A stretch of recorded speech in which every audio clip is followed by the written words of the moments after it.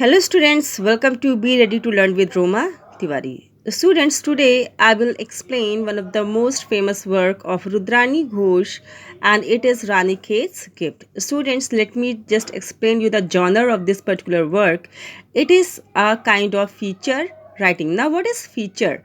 Feature writing is a presentation of the scene or the view which the writer is actually visualizing. Okay जो भी writer visualise करता है उसको as it is जो है उतार देता है पन्नों पर, तो उसे हम कहते हैं feature writing. The exact presentation of the scenery और the visual with the help of words on paper. Alright, so now let's start explanation line by line. The dull light on the frosted glass of the door heralded a new day. Frosted glass is a kind of you can say एक तो transparent glass होता है, okay, जो कि जिसके किनार पर आप देख सकते हैं, and one is not transparent glass, okay, जिसे हम अपारदर्शी ग्लास कहते हैं. तो यहाँ पर राइटर रुद्रानी जी अपने घर से देखती हैं कि एक जो है फ्रॉस्टेड ग्लास के बाहर एक ब्राइट लाइट ना हो करके डल लाइट आती है, ओके, बहुत धीमी लाइट होती है और एक नए दिन की शुरुआत होती है. A peek outside presented a picture of an overcast sky. Peek मतलब होता है जल्दी से देखना, टू लुक क्विकली. वो जल्दी से जब अपने घर से बाहर देखती हैं तो उनके सामने कैसी पिक्चर आती है? Overcast sky. ओवरकास्ट स्काई का मतलब होता है जब आसमान में खूब सारे बादल होते हैं, बादल उमड़ रहे होते हैं, that is called overcast sky with tall looming pines standing motionless. Looming means होता है धुंधला, वेग, VAGUE, इट मीन्स धुंधला.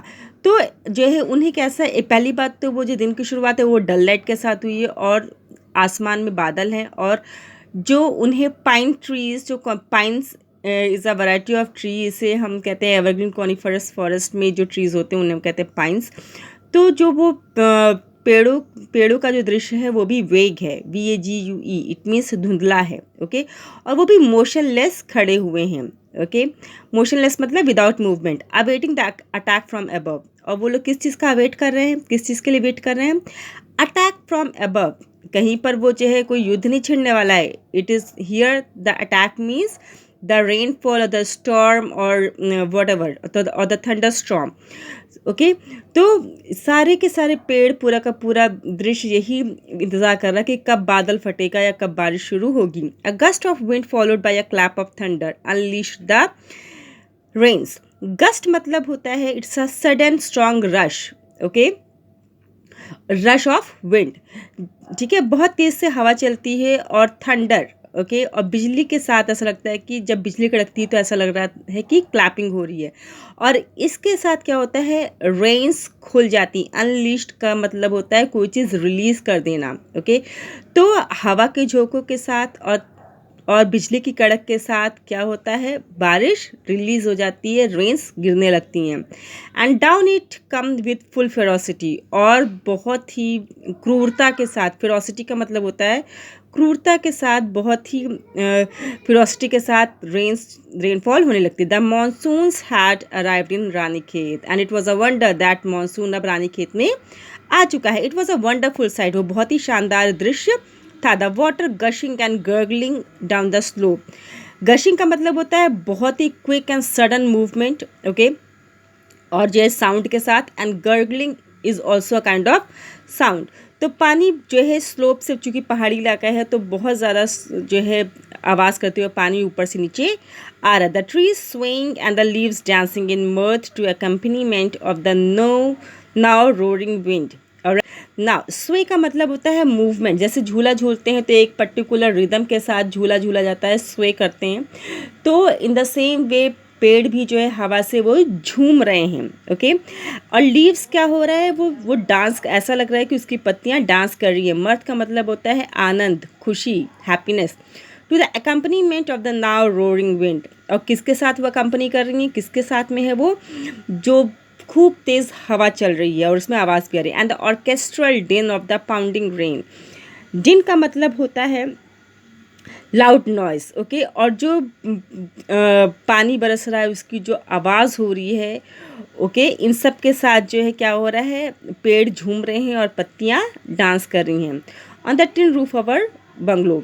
और इन सब की आवाज़ वो कहाँ महसूस कर रही है राइटर? अपने घर के छत पर.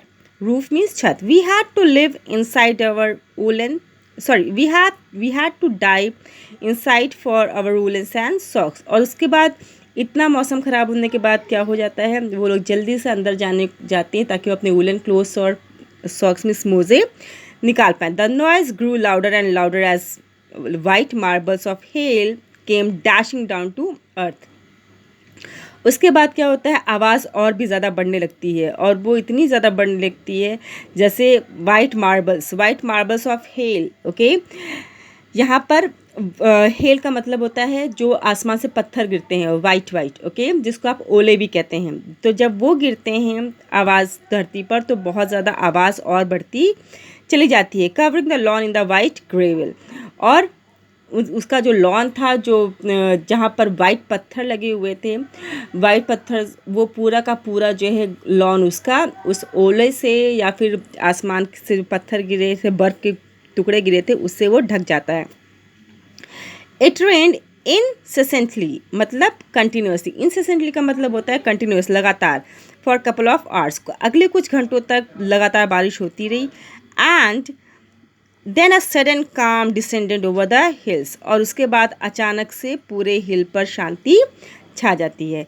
Students, today we will cover this only. If you have any problem, go through the slide twice. I hope I have made you understood all the important words which were tough, and even then if you have any problem, go through dictionary.